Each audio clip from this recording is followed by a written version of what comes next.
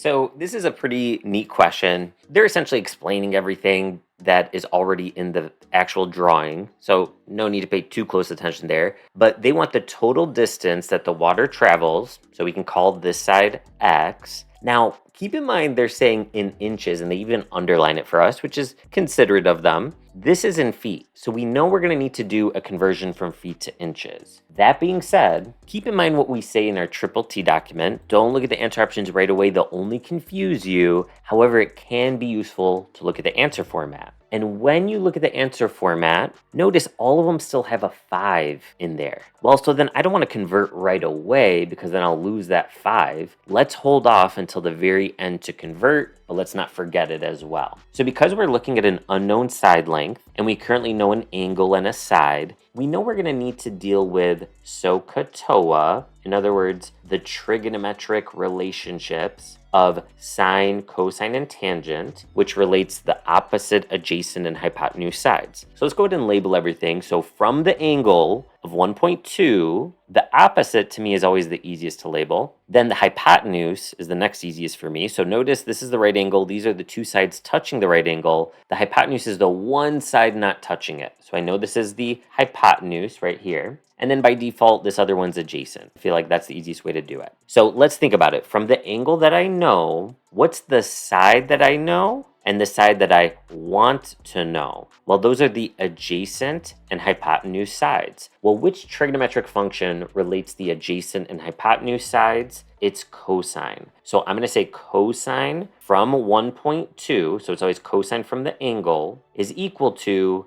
and it has to be in this order, adjacent over hypotenuse. So adjacent over hypotenuse. Now, because I have a fraction on the right side, I want to put a fraction on the left side by putting it over 1. And now I have a proportion where I'm going to cross multiply. I always like to start with the cross product that involves the variable, the x, and we're going to put x times cosine 1.2 is equal to 5. Now I'm going to get x by itself by dividing both sides by cosine 1.2. And what's also important is to think, well, is there any reason for me to put this in my calculator? And again, when you look at the answer format, you can see they did not put any of these in the calculator, right? So we know that we're just going to leave our answer as is. And what we can actually do is start to eliminate answer options. We know we used cosine as the trigonometric function. So let's eliminate things that have sine in it. And really, when you look at options B and D, technically, because we have a fraction, pretty safe to say that the correct answer is B.